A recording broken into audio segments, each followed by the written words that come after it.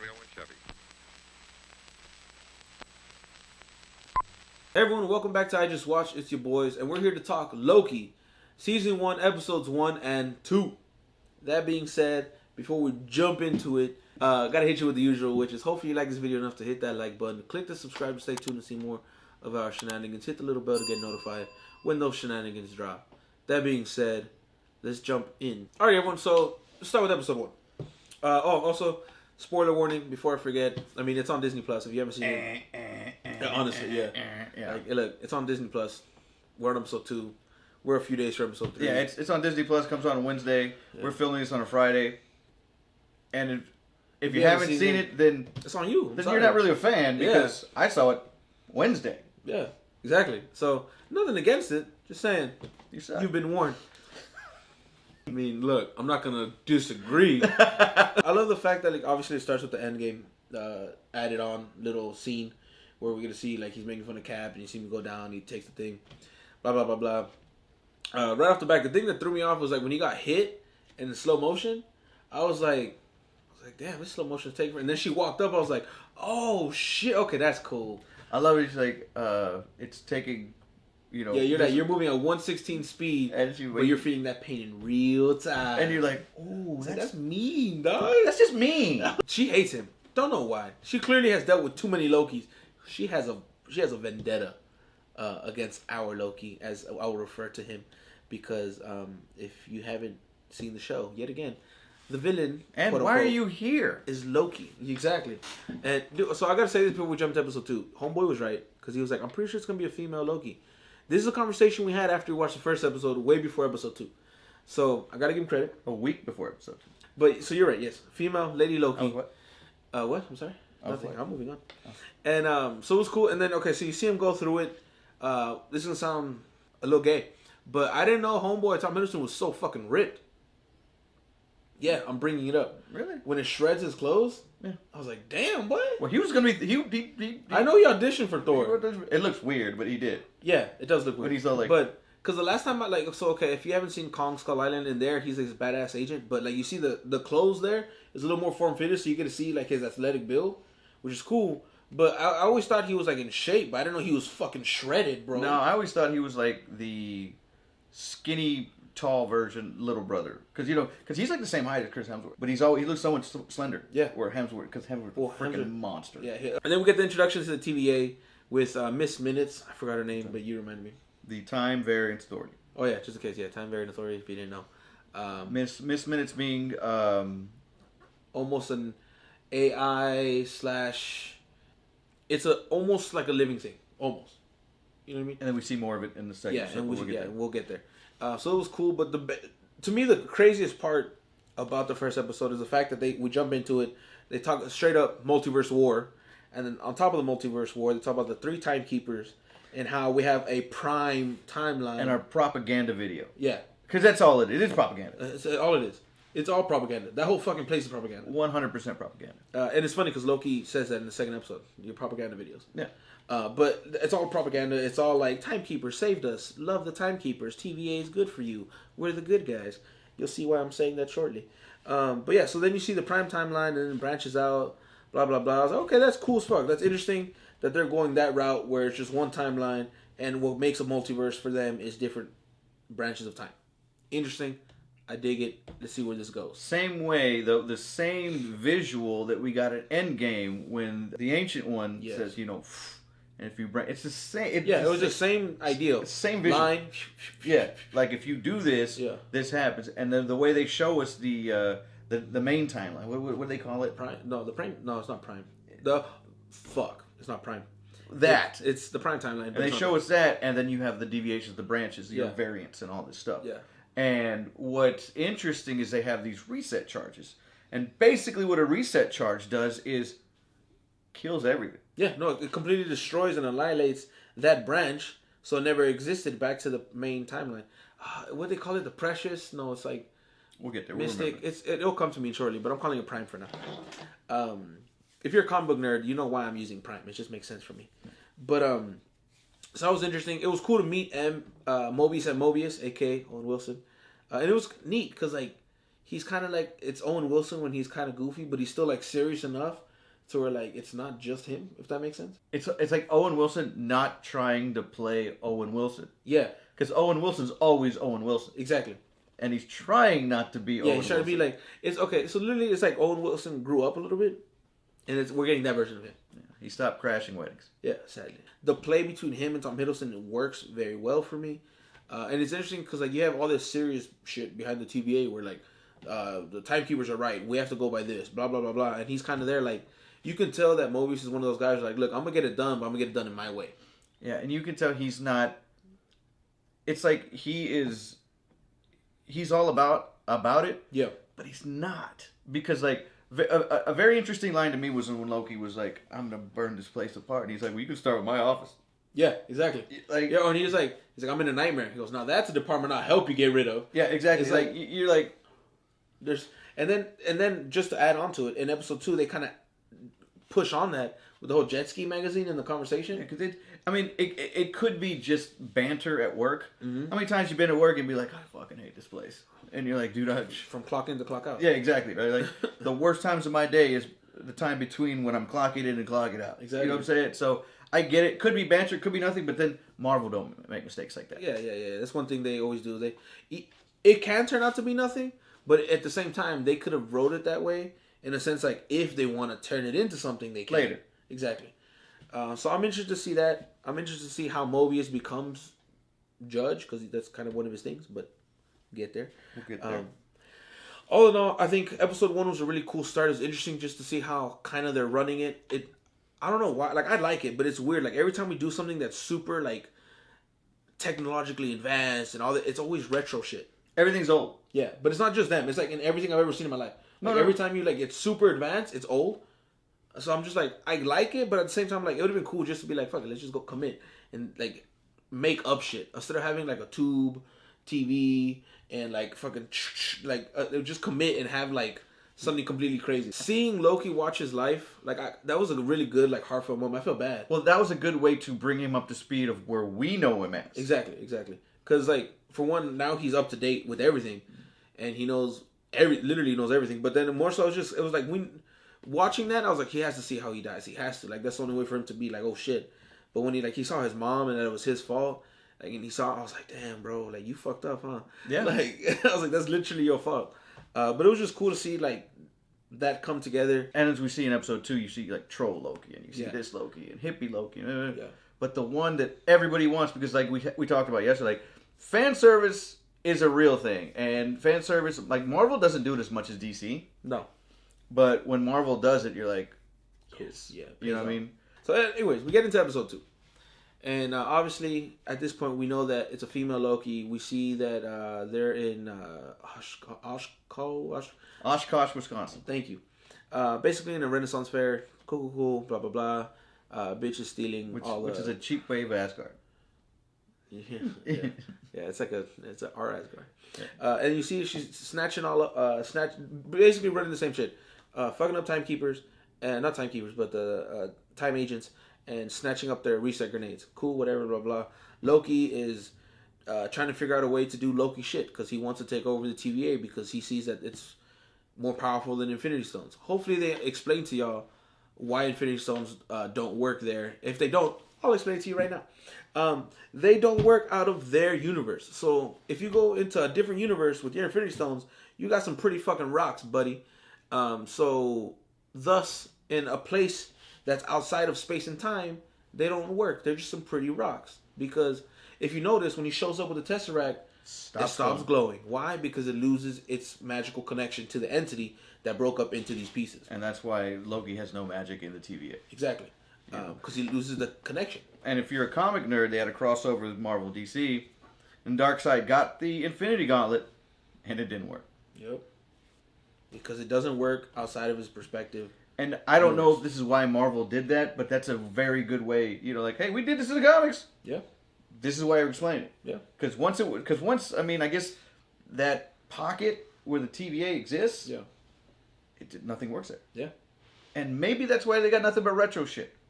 Maybe. It just be one of those things where, like, it's the easiest thing to do is just to make this work. Yeah. You know what I mean? Like the projector, like it was a beautiful projector, but like it was really running on fucking tape. Yeah. But so that was cool. Hopefully you understood that. Like literally, they just don't work outside of their dimension, out of their universe, because every universe has their Infinity Stones, but they don't work outside of that. Anyways, Darkseid will still run Thanos' cheeks without it, but that's a different conversation. We get to see the different Lokis. You see like the troll one. That one kind of looked cool. I was kind of hoping like they would have committed a little bit harder to the Norse mythology and showed us like just Loki's kids and say it was a different form of him, like the fucking like 8-legged horse, Yeah. or the world serpent, or like, well, you can't really show Hela because you know she exists, but that's his daughter. But that's in Norse mythology, even in the comics. But so I thought it'd been cool just to kind of see that. Yeah, and they all look the same. Yeah, they all were all Tom Hiddleston at the face. Yeah, except for Lady Loki. Exactly. Well, we got our second time, maybe third time in the MCU where we've heard of Roxxon. Yeah, exactly. Even though it's Roxcart, it's a big fucking Walmart. That's what it is. That's exactly what it is. If you read Marvel Comics, you know Roxxon's a huge deal. Yeah, it's a huge company. It's basically like a financial backer of villainy. Yeah. You know, all they needed was a head, and it would be LexCorp. It would be Oscorp. Yeah. You know what I'm saying? Exactly. You know, if they had a main villain, like, I don't know, just a main villain, that person who ran Roxxon would be Lex Luthor. Yeah. Green Goblin. Kingpin. You know what I'm saying? Yeah. Any one of those top-notch mofudgers. But they're just finances. Yeah, they're just backers. They're just money. Yeah, that's dead ass. That's all they are is money, money, money, and for whatever reason, they only finance villains. I mean, granted, don't get me wrong. They do have a guy who runs it, and he becomes he's a shitty villain. But you know what I'm saying? Yeah. But like their main purpose is to finance proper villains. But no, so it was a nice little drop. It may go somewhere again. It may not. It'll be interesting to see where it can go. But it's there. Exactly. So it exists. It's established. I really think that this is going to be the MCU version of Enchantress, because when we first meet her, Loki says, "Oh, that's a neat enchantment you're doing," when she's like taking over people to talk to him. And he goes, "Oh, so he goes, it's nice to meet me, Loki." And she's like, "Oh, don't call me that." And she reads the dude's name tag, so she doesn't like being called Loki. So she, I'm assuming, is gonna go by the title Enchantress with the green. Yeah, because I mean, Enchantress in the comics loves Loki, runs the same color scheme, green, gold, same shit, blonde hair. She is running the same color scheme, green, gold, blonde hair. She's using an enchantment. She doesn't like being called Loki. And she's got little horns. Yeah, little baby cute everybody else that they showed had the Loki horns. She got little ones. She got little stub horns. You know, maybe because you know in the comics, Loki took over Sif's body. Yeah. To fuck with Thor. Yeah. Because that's the love interest. I mean, I thought that would have been great if she put her hood and it was freaking Jamie Alexander with freaking. I was like, oh, yeah. Marvel, you could never do any wrong. It pisses me off. You know. So, but not like I think it's interesting to see where this character goes. I will refer to her as Enchantress until I'm proven wrong or right. But because I really feel like that's a smart way of introducing a character that hasn't been introduced, that is one of Loki's main acquaintances, along with the Executioner. But really, he's dead. Oh yeah, like you just give her the title, and I mean, I'm okay with it. Like if she does Enchantress shit, like clearly she's already using enchantments, magic. She doesn't like being called Loki. She kind of looks like Enchantress, and it would be cool to have Enchantress versus Loki. It's like I said, because the blonde, like I said, the physical aesthetic makes me think it's not Loki. Oh, exactly, because like you have, so like you said, all of them look like him. They all have black hair, even the troll-looking motherfucker, and it still has his face. All of them have his face and his hair. So and it's funny because if you look when they're talking about variants on the show, and you see the little images, the body's the same. All that changes is the heads turn to different shapes: square, circle, octagon, hexagon. Like all you see different shapes. So it's like it's the same thing or person or whatever, but like it's like a tiny change. Yeah, not this is a dramatic change. Yeah, not even that it's female because Loki. Well, do whatever he wants. He's gender fluid. He does whatever. Gender fluid. Yeah, because that showed in the last episode. Yeah, and when it showed up, it said gender fluid. Yeah, like he can do whatever. He literally turns into whatever and whoever. Yeah. I mean, he turned into a horse and got his cheeks clapping. Now we have an 8-legged horse that Odin rides.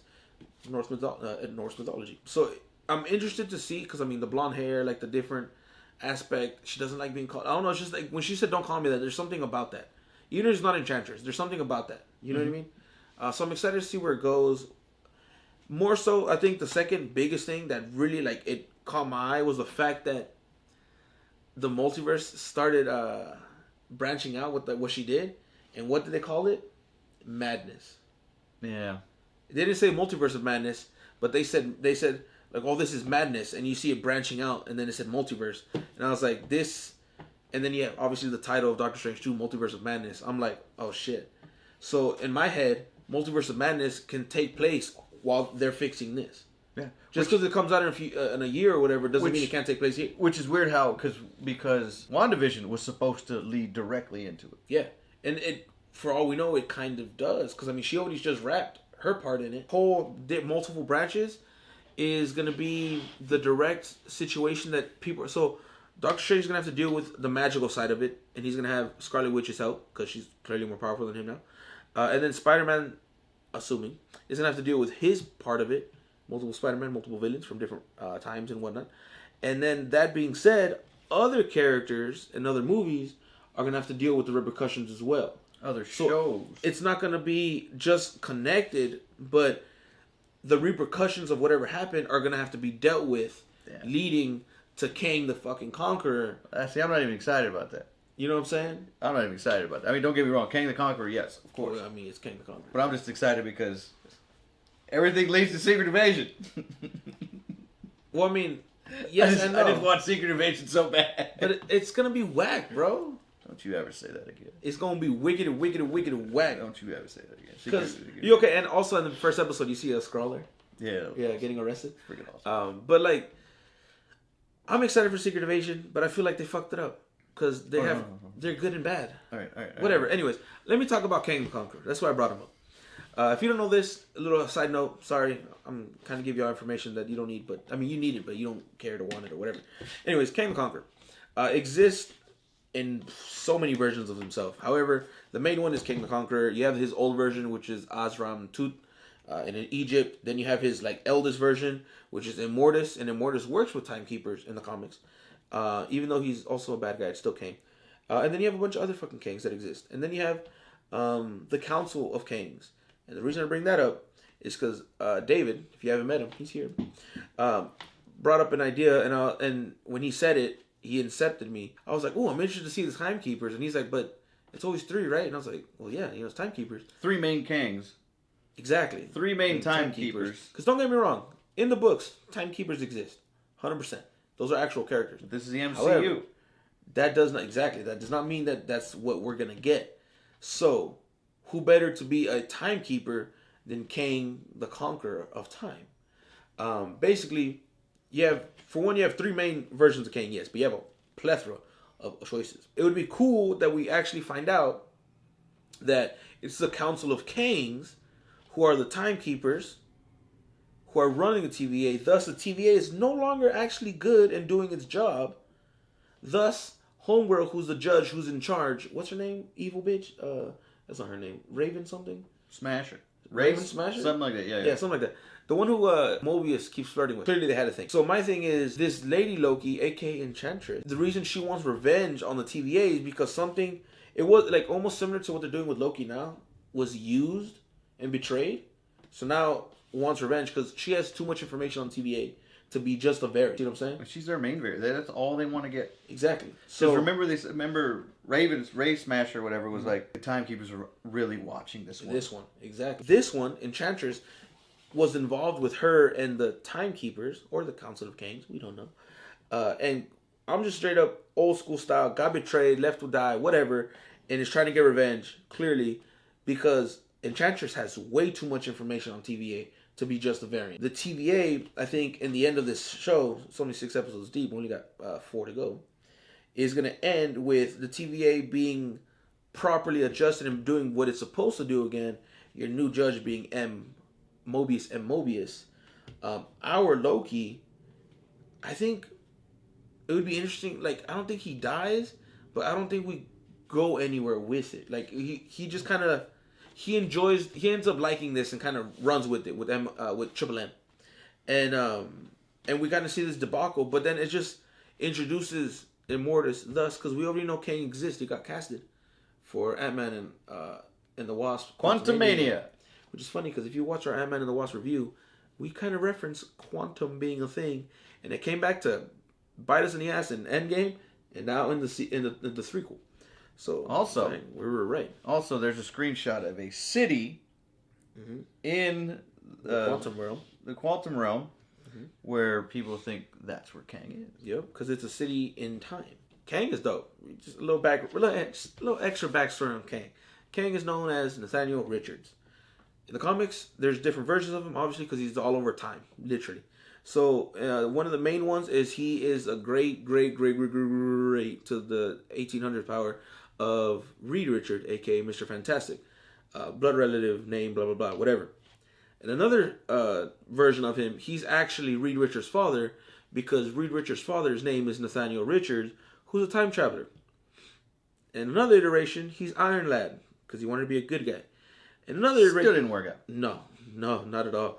And he also he's also connected to Doom, because he uses Doom's time platform to become Kang the fucking Conqueror, through time. There's, I think, being the MCU, I think he's not going to be just a long future relative. I think they're going to go down the route where it's actually his dad. I think he's Thanos level. Oh no, that's for sure. I mean, But do you bring in Kang when everybody wants Galactus?